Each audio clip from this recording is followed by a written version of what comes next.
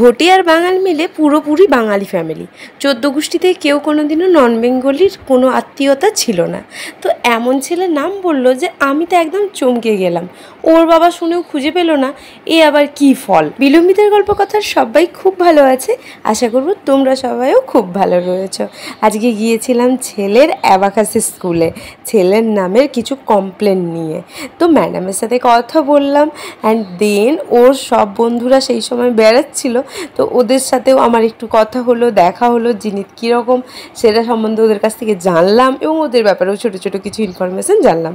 এটা হচ্ছে বেটুর ক্লাসরুম যেখানে ও ক্লাস করে। তো ও ওয়েট করছিল, পাস শেষ হয়ে গিয়েছিল, তো পাস আনতে গিয়েছিল। এই যে পাস, বলছে মাম্মাম আমি যদি দুজনকে দেই দুটো গিফট পাবো, তো তুমি চলো চলো গিয়ে এই পাসগুলো অন্য ফ্রেন্ডদেরকে দিয়ে দেবো, দিলেই আমাকে বড় বড় দুটো গিফট দেবে। আমি বলছি তাই? বলছে হ্যাঁ। আমি বলছি তাহলে কাকে দেওয়া যেতে পারে? বলছে কিন্তু ক্লাস 6-এর ভেতরে কাউকে দিতে হবে। আমি ওর কথা শুনে হাসছিলাম। রাস্তায় যেতে যেতে বলছে মাম্মাম দাঁড়াও সীতাফল খাবো। আমি সীতাফল? আমি তো আপেল দেখতে পাচ্ছি, সীতাফল কোথায়? তখন আমি চারদিকে তাকিয়ে বুঝতেই পারলাম না কোন ফলটা। দেন ওখানে যে দাদা ছিল সে আমাদেরকে বলল এই আতাই হলো হিন্দিতে সীতাফল। ও মাই গড, ভাবো আমাদের অবস্থা, আমরা জানিই না এটাকে সীতাফল বলে। যাই হোক, আপেল আর সীতাফল নিয়ে ওর মন খুশি করে বাড়ি চলে এসেছি। আর এই যে দেখতেই পাচ্ছ বাড়িতে আমাদের কাজ চলছে।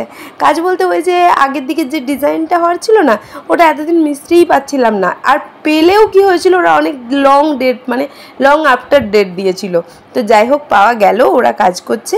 আর এদিকে আমাদের লাঞ্চে ছিল ডাল, ডিম ভাজা, ঢেঁড়স আলুর তরকারি, কাঁকরোল আলু ভাজা। আর এটা তো ওই তরকার ডালটাই যে একটা তরকারি টাইপের বানিয়ে দিয়েছিল ডিম টিম দিয়ে।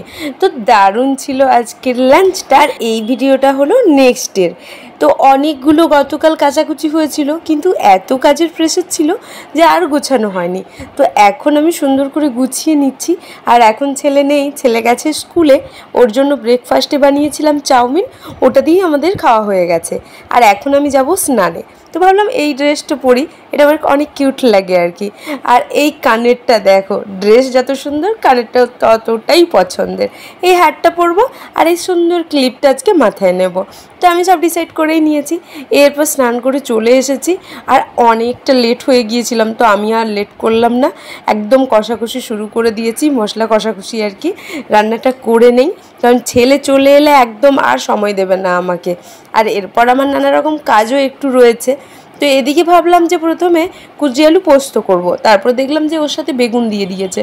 তো বেগুন দিয়ে দিলে না পোস্তটা আর সেভাবে ভালো লাগে না, তাই ভাবলাম যে আমি একটু হচ্ছে ওই মশলা দিয়ে আদা রসুন দিয়ে একটু তরকারি করে নিই, তো ওটাও ভালো লাগবে।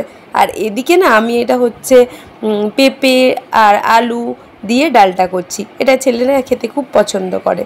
তারপরে যে স্নান করে এসেছিলাম, এখনও তো মাথাটাই ভালো করে মোছা হয়নি, তো আমি সুন্দর করে মাথাটা মুছে নিলাম, দেন একটু সিরাম লাগিয়ে নিলাম। আর এখন জানো তো হেয়ারটার একদম যত্ন নেওয়া হচ্ছে না। আজ কতদিন হয়ে গেল স্পা করা হয়নি, তাই ভাবলাম যে সিরামটা কন্টিনিউ ইউজ করি, চুলটা নাহলে আরও রাফ হয়ে যাবে। আমি এদিকে রেডি হয়ে গেছি। আর এখন তো আমার হচ্ছে ত্বকের প্রতি ইন্টারেস্ট একটু বেড়েছে, তো আমি এই যে বসে যাচ্ছি আমরা নিয়ে। আজকের ব্লগটা এখানেই শেষ করলাম, দেখা হবে নেক্সট ব্লগে, তো সাথে থাকবে কিন্তু। Bye bye.